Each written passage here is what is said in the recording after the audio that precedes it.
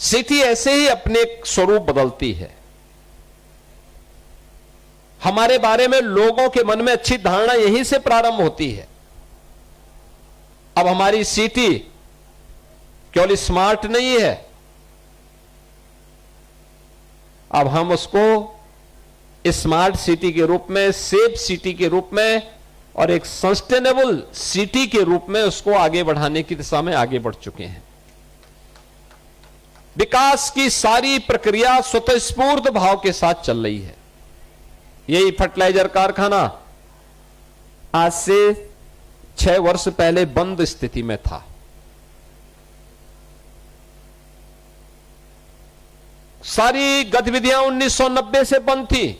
आप सोचो 1990 से लेकर 2021 तक 31 वर्षों तक गतिविधियां बंद थी।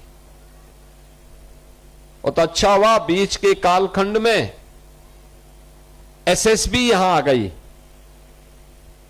अन्यथा यहां का स्क्रैप भी सब गायब हो गया होता।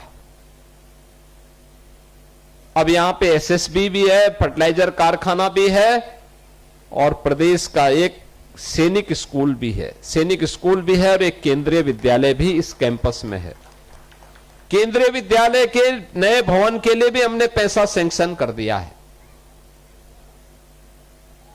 एक ही कैंपस में इतनी गतिविधियां एक साथ उपलब्ध हो रही हैं और इन गतिविधियों को आगे बढ़ाने के साथ ही यहां पर बेहतरीन सुविधा, तो ये पहले फेज का काम हुआ है। अभी इसको विकास की बहुत सारी संभावनाओं के साथ हमें आगे बढ़ना है। मैं स्वयं भी पहली बार यहां पे आया हूं देखने के लिए। हां, मैंने ये कल्पना जरूर की थी और मैंने ये पर्यटन विभाग को कहा था कि भाई उस ताल के बारे में, क्योंकि जब प्रधानमंत्री जी ने इस फर्टिलाइजर कारखाना का शिलान्यास किया था तब मेरे दिमाग में आया था और उस समय केंद्रीय मंत्री श्री पीयूष गोयल जी ने भी मुझे कहा था कि योगी जी इस वाटर बॉडी के बारे में कुछ करना चाहिए, क्योंकि फर्टिलाइजर को जल की आपूर्ति भी यहां से करनी थी और इसके पर्यटन विकास की दिशा से भी इसको आगे बढ़ाना था। इसीलिए हम लोगों ने उस समय प्रयास प्रारंभ किया जो मूर्त रूप ले रहा है। उसका पहला फेज है।